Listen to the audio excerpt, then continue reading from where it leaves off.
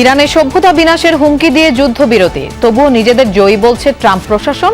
পরাজয় ঘটেছে কাগুজে বাঘের, পাল্টা দাবি ইরানিদের। اگر با نظر رهبری باشه ملت کاملا موافقن.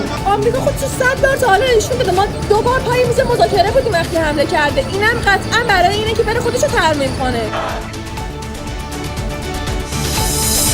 2 সপ্তাহের জন্য পুরো দমে চালু হরমুজ প্রণালী। বিশ্ববাজারে দাম কমছে জ্বালানির, দেশের পাম্পগুলোতে দীর্ঘ অপেক্ষা, রাস্তায় যানজটে ভোগান্তি।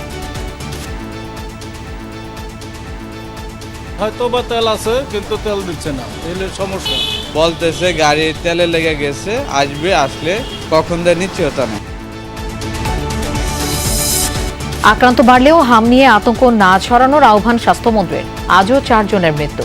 2 সপ্তাহ এগিয়ে আনা হলো সারা দেশে টিকাদান কর্মসূচি। বিএনপি সরকারের অধীনে ইসির প্রথম পরীক্ষাকাল।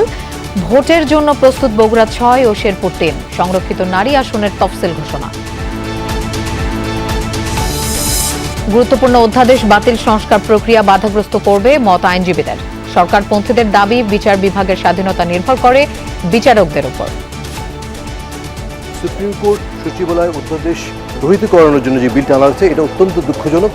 যদিও বলা হচ্ছে এটাকে অধিকতর শক্তিশালী করা হবে পরবর্তীতে, এখানে আসলে আমাদের মনে অনেক সন্দেহ যাচ্ছে। সুপ্রিম কোর্টের বিচারক নিয়োগ অধ্যাদেশ যেটা করেছে সেটা কিন্তু সংবিধানের সাথে সাংঘর্ষিক ছিল।